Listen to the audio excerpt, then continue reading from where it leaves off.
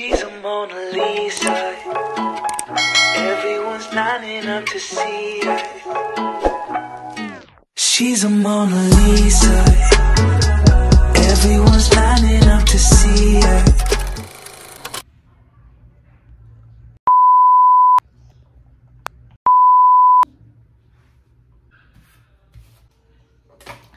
Okay, we're done. Hi guys! For today's video, I want to share you yung bago kong skincare routine. So actually almost 4 months to going 5 months ko na siyang ginagamit and sobrang effective.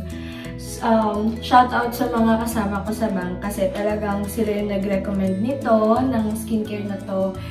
And yan, sobrang ano siya. Actually, sa derma mo lang talaga siya mabibili. Pero sobrang sulit naman talaga. So, ayan. Gusto kong makita niyo muna yung before ko. Ito yung itsura ng face ko. Sobrang grabe yung breakout ko. Pero nung ginamit ko na siya, talagang hindi kanya, as in, unti-unti yung pagka-heal. Hindi yung parang instant na makikinis ka or mamumula ka. No. Talagang inano niya, ginamot yun yung word ko doon, ginamot niya talaga yung breakout ko. So, yun. So, yung twist ng skincare na to is, I want to share to you guys some of my 5 tips on how to become productive this 2024. Or kahit hindi, huwag na natin paabutin ng 2024, kahit ngayon na. Yun. Okay, let's go na sa ating skincare. First step is this one. Itong sugarcane na sabon. So, hinahati ko siya, guys. So, ito na yung half niya. So, as you can see, talagang ginagamit ko talaga siya. So, August, September, October, November, December. Ayan, magpa 5 months na. And, ayan, ito siya. Ito yung packaging ng sabon. Ito yung sabon. Hinati ko kasi siya. Tapos, sugarcane to, guys. So, ayan, crystal. So, ito yung first step. Mag-wash muna tayo ng face. So, hindi siya bumubula. So, hindi talaga, ayan, hindi siya bumubula. Tingnan nyo. Ayan. Pwede yung, ako din na-direct ko na lang kasi nga, wala kang nakukuhang anything na foam or what. So, diba, unlike sa iba, grabe yung bula. Ito, talagang, ano siya, concentrate. Yung, alam mo yung, walang masyadong chemicals, ganyan. Talagang natural. So, ayun, hindi ko pa nasasabi. Ito pala ay, tadan, Dr. Lee. Ayan, ito po yung Facebook nila. So, you can reach out to them. First pala is magpapa-appointment ka muna. Kasi ito-check ni Dr. Lee via messenger yan. Magsisend ka ng pictures mo ng photo na walang makeup. As in bare face. So, kailangan mong mag-picture ng side, sa left and right, tapos yung front na photo na walang anything. So, yun, isasend mo yun, tapos re-resetahan ka niya. Tapos, dito mo siya i-orderin. Yan. So, reach out lang kayo dyan, guys, kasi responsive lang. Kung medyo matagal, kasi marami talagang nagpapa-appointment. So, yan, isa-schedule ka nila. So, ayan na. So, kapag medyo feeling ko na massage ko na ng very, very light, yung whole face mo, yan, banlawan mo na siya. So, okay, before tayo mag-move forward, yung tip number 1 pala natin on how to become productive is make a to-do list. So, wait lang. Banlawan lang na natin. Ayan, so usually towel talaga yung, tissue yung ginagamit ko for my face. Pero nagustuhan ako ng tissue, so itong bagong labang towel na lang. Ayan. Pero nire-recommend ko talagang mag-tissue sa face nyo. So yun, ever since talaga, kahit nung nag-aaral pa ako, kahit nung bata pa ako, gumagawa ako ng to-do list ko talaga sa notebook ko. Ngayon, tapos nung nagka-budget na, yan, may mga journals ako. So, yun sa likod, may space doon. So, gumagawa ko to-do list. Or, meron akong pang, this one is for long-term na to-do list. This one is for short-term or for today lang. Or for the next day na mga gagawin. Tapos, yun, at least, ang satisfying kapag chine-check mo. And ngayon, na-digital na. So, dun sa phone mo, sa notes, pwede ka maglagay dun mga to-do list mo for the next months or for today, for the next day, ganyan. So, ako talaga sinusulat ko yung mga gagawin ko for the next, sa mga susunod na araw. Yan, nakaplat na yan. So, ayan, mag-toner na tayo. First step is, yun pala yung first step. Tapos, yung mag-wash ng face. Pero kasi, yung sa mga toner, nilagyan ko ng label. By the way, si Anding pala naglagay nito. Thank you, Deng. So, bali guys, second ko na itong reseta. So, yung first ko reseta, puro siya toner. Ito, bago to. Ayan, so, ito yung first. Ayan, dalawang ano lang. Ayan siya. Medyo, ayan, kailangan ko i-describe to kasi mabaho siya. Oo, mabaho. Amoy rotten egg. Rotten egg. Pero, effective siya kasi talagang feel mo na yung medyo mahapdi lang talaga. Pero, medyo lang. Kaya naman. Ako kaya ko. Hindi ko lang, sabay baba tayo ng pain tolerance. Pero ako, carry lang talaga. Tapos, ayan, medyo balat-balat na ako kasi nag-e-effect na siya. Pero lang, pagka peel off niya, hindi yung peel off na namumula. Ayan. So, ito siya. Ito, bago to. So, medyo taste ganda ka dito kasi mabaho talaga siya. Kasi, mabantot. Ganon. Ganong level. Hindi ako humihinga. Para,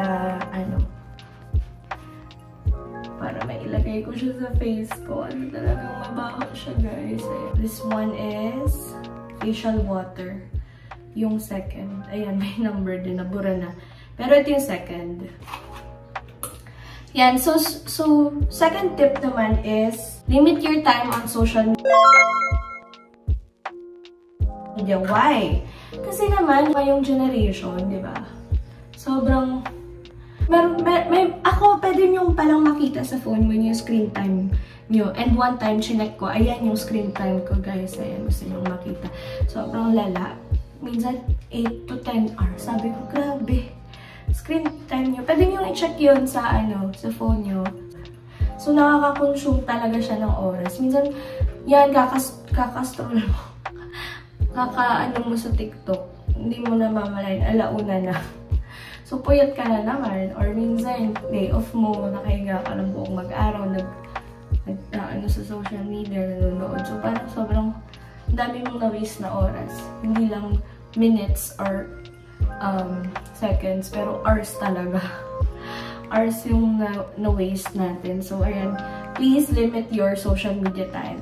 And, ang tawag dito, or kung gusto nyo, para hindi kayo nanonotify, i-turn off nyo yung mga hindi talaga importante, like yung mga Lazada, Shopee nyo, mga ganun. Turn off nyo na lang yun, kasi hindi naman talaga not that important. I'm not sure pero ako, hindi ako. So, tinurn off ko talaga. Tapos, ang nag-aano lang sa akin is yung Messenger, Facebook, Viber, yung mga importante lang. This one is accelerator, bleaching. Ganito talaga yung lagayan niya, guys. So, yan, okay, magtaka. Color blue, hindi aesthetic, pero hindi. What is important is yung product. Kung gaano ka-effective siya sa'yo. Hindi na to pa aesthetic. Ang importante, aesthetic yung itsura. Uy! Ako, tap lang kasi ko parang hindi naman kailangan na i-rub talaga. Especially, ang dahil mong nilalagay. Ganyan lang. Okay, tip number 3 na tayo. So, tip number 3, be more organized. Yes, kasi nga, ako naniniwala ko pag, pag malinis yung kwarto or yung working station mo, ganyan. Kapag malinis, mas productive ka. Kasi malinis yung palibot mo. Pag mas organized ka sa gamit mo, mas makiklear yung mind mo, alam mo yun, mas magiging productive ka. Kasi, ayun, tsaka mas mabilis mo mahanap, diba? Yung mga kailangan mo. Mas, hindi mo na kailangan mag-take ng ilang hours para maghanap ng isang bagay. So, magiging productive yung araw mo kasi nga, madaling maghanap ng mga gamit, malinis yung paligid mo. Ayun. So, and this one is EL. Exfoliage. Color pink naman siya. Ayan, may number ulit. Number 4 na. tip number 4 na tayo. So, tip number 4, yung pagiging manyana habit. Alam niyo ba yun? Nung first kong narinig tong word na to, when I was in elementary ata. Basta may assignment kami, ganyan. Tapos, parang, may word ako na encountered na what is manyana habit, ganyan. Yung mamayana. Pwede naman yan mamaya, bukas. Yun, iwasan natin yun kasi iwasan natin maging manyana habit. Kasi nga, kung pwede naman gawin ngayon, why not ngayon na, diba? Pilitin natin na maging productive kasi hindi maganda na pinapasabukas pa natin yung mga bagay, mga gawain na pwede namang gawin ngayon. Katulad ng pag nag-aaral ka, may assignment ka, pwede mo namang next week pa yung deadline, pero pwede may free time ka ngayon, pwede mo namang gawin ngayon. Why not gawin mo na ngayon? Diba? So, yun lang yun. This one naman is Aqueous Gel. For hydration. Tama ba? For hydrating. Hydration pa rin naman siya. Wala nang laman, no? Inaano ko na lang. Sinisipot ko na lang. So, ayan. Ito naman, bago ka maglagay ng sunscreen. So, ito yung second to the last step. Ayan. So, nakita mo talaga yung improvement ng skin ko. Grabe. Ay, grabe talaga. Yung mukha ko, talagang butlig-butlig talaga to. Mga first year ng mga March, April, May, gano'n. Grabe. Talagang naglabasan ang ating mga pimples. Kung tinanong ko maglagay, ayan lang. Enough lang na malagyan lahat ng surface ng mukha. So, for our last step is this sunscreen. Ganito, may kasama na rin silang, may nire-recommend din silang sunscreen. So, ayan. Ganito siya. Nakita ba? Ayan. Naburo na yung nababasa kasi. So, this is the last step. Pero kasi, pag nighttime naman, may ganito, may AL. Acne Pink. Basta acne lotion. Shake well before use. So, ito siya. Ito yung nilalagay sa gabi. Ito. Bago na, after nitong pang-hydration, ito na yung nilalagay. Pero dahil daytime ngayon, is sunscreen tayo. So, this is the last step. And for the last step ng skincare natin, ang last step din is reward after. So, ano bang meaning? Ano bang ibig sabihin po nitong reward after? Higing productive siya if you reward yourself after you work hard. Kasi nga, mamomotivate ka na, ay, ito yung goal ko. Ito yung kailangan kong matapos to para makakain ako ng masarap na ganito. Or para mabili ko yung gusto ko. Ayan. So, nagiging motivated ka. Ano ba yung nagpapamotivate sa'yo, diba? Dapat alam mo yun. So, dapat alam mo kung bakit ka nag-work hard. Kasi, sometimes, yun, kailangan natin i-reward yourself natin in order to become productive. Kasi, hindi naman pwedeng work lang tayo, girl. Sometimes, you need those rewards sa life natin. Kasi, yun yung nagpapa-motivate sa atin. Yan. Yan, that's it, guys. Yun lang. Sobrang medyo matagal lang talaga. Kasi syempre madami kang ina-apply na toner. I mean, it's worth it. Alam niyo, nagsiskincare ka. It takes time. Namdamin niyo yung pagsiskincare niyo. Kaya kailangan gumising ng maaga para makapag-skincare. Okay? So, recap tayo on how to become productive. Lalo na, especially this coming 2024, baguhin na natin ang ating mga routines, okay? So, these are the tips para maka-help sa atin na maging productive this 2024. First is, make a to-do list. Second is, limit your time in social media. Third is, be organized. Fourth is, the mañana habit. Stop the being mañana habit. Fifth is reward after. After you work hard, reward yourself. Kahit ano pa yan. Kahit travel pa yan or masarap na food, massage, yan. Deserve mo yan from time to time. Kailangan natin yan in order to be motivated, and, you know, yung nilalook forward tayo.